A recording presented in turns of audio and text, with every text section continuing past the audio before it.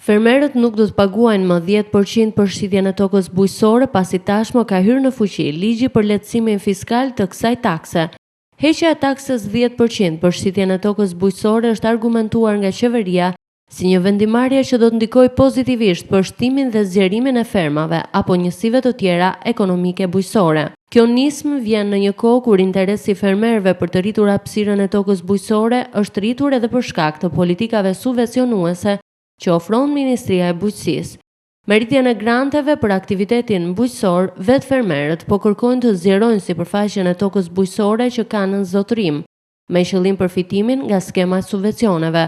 Pavarësisht përfshirjes së aktit të shitjes së tokës bujqësore me nenin e të ardhurave të përjashtuara, ligji përcakton si detyrim faktin që sipërfaqja e tokës që shitet të përdoret për qëllime bujqësore.